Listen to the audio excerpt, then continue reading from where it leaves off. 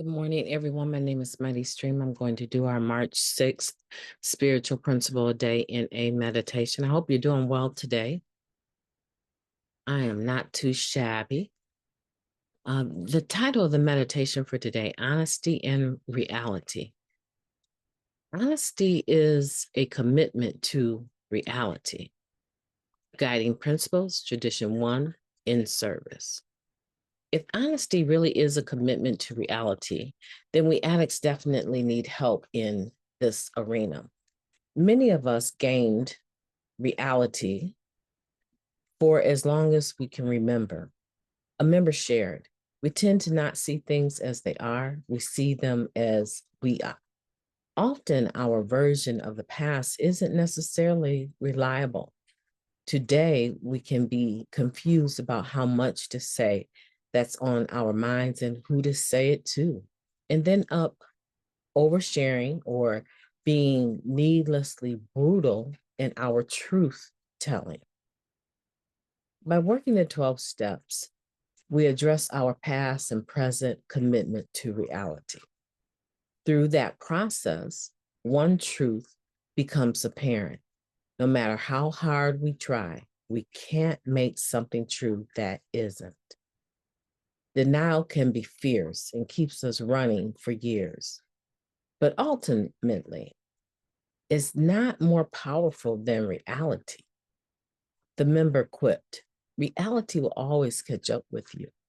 Hopefully, it's just your spouse, a government agency, or a pair of handcuffs, not the morgue. We carry our commitment to reality with us as home group members and in service. Tradition 1 tells us to consider NA's common welfare, not just our own. Our commitment to reality can be complicated by having to consider the realities of our fellow group members. Does this mean, then that we'll all have the same perspective on how to put our common welfare first? In a word, no. But what we can do is stay committed to spiritual principles in our group work. There will be communication problems and differences of opinion. We can start by telling or by being real about that and accepting our responsibility as committed NA members to face these challenges. As individuals, we can commit to admitting when we're wrong or when we don't know something. We can be candid about caring deeply about the outcome of a particular decision. We can be real about the fact that we don't remember every single detail about the past and can't predict the future. We can make an honest self-assessment and realize that our self-centeredness is working against our desire to serve. Then we have taken a great step towards shedding our denial and embracing reality. I like that sentence. I want to reread it. When we can make an honest assessment and realize that our self-centeredness is working against our desire to serve, then we can take a great step toward shedding our denial and embracing reality. Today, I acknowledge my commitment to seeking and expressing the truth, respecting others' perspectives, and staying real. Let's take a moment of silence followed by the we version of the Serenity Prayer. Moment of silence now, please.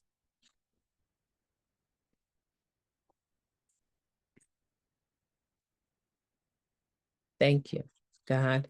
Grant us the serenity to accept the things that we cannot change, the courage to change the things that we can, and the wisdom to know the difference. Just for today, please and thank you. I like this meditation. I'm sitting here thinking I could probably reread this 3 or 4 times before it would all sink in. You know, a lot of times the spiritual principle of day meditation feeds off of the just for today. Like that was their launching pad so that they could have something that was in the same vein of the just for today, which has already been, considered generally because most people have access to that. And it's generally speaking the one that you might hear in a meeting. And I like this, talking about honesty, because the just for today was talking about rationalizing away our recovery and ending with the fact that we need to assess ourselves, examine ourselves, to be serious about the fact that we oftentimes rationalize things. And I think in that examination, out pops, right, the three indispensable spiritual principles: honesty, open-mindedness, and willingness. And it's hitting hard on honesty in this meditation, about keeping it real. One thing I said the other day was that recovery allows me to make space for not having all the answers. And I like when it talks about that by keeping it real, we're not talking about being needlessly brutal or oversharing. No, we know we all have done it, but that's not what we're talking about right now. Let's go from the negative part of it to the positive part of it, right? Which is being able to assess our reality versus our illusion of reality, being able to assess that and acknowledge that. So in this, making space for me to not have all the answers and me being willing to admit that I don't have all the answers. I don't remember the past completely, nor do I know the future, right? By keeping it real, keeping it 100, I'm able to say in any given situation, I'm not really sure. I'm not really sure. Or I don't know. I don't know. I really don't know, right? Help me with this. What do you think? I don't have all the answers. You are your best expert on who you are. So what do you think you should do in this situation? And why? Maybe in helping you analyze that, your why, you can come up with the decision to do it or not do it. Right? It feels so good to make space for myself that way. Right? And so in what ways can you do the same? Because we know that honest assessment and the ability to realize that self-centeredness, right, pursuing our own best interests, it's not a part of our common welfare coming first. It doesn't say that you're not an individual, that you don't have an opinion. No, none of that. But in this group of Narcotics Anonymous, we try to look at the whole picture and benefit the whole fellowship, the whole program of Narcotics Anonymous, and not detract from it.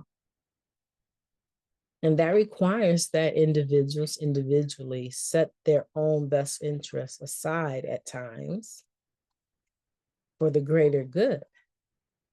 And being, generally speaking, self-centered and a selfish person. And I think sometimes, that self-care is not as innate as it should be. So sometimes you can go overboard and everything is about you. I believe that. I've done it and you have too. Everyone has at some point in time, but the point is, can we correct it? Can we bring it into more balance so that we're in a position to be of service? There's people doing service that were never voted in to do that service. The structure of what we know in business meetings at area and at higher levels is that people serve for certain terms for a certain period of time. But there's some areas where the person has always done this particular responsibility, and the group has weighed heavily on their willingness to continue to do it. But the group sacrifices its freedom of autonomy by allowing one individual to always be the GSR, to always be the chair, always be the treasurer, to always be the secretary. Sometimes because of laziness, but sometimes because of fear of not wanting to go up against another individual to be considered as a nominee for a position. And we give over our control.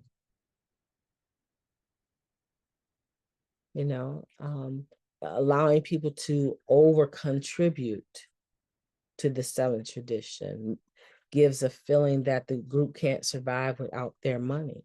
And it's a we thing, not an I thing or a one person thing.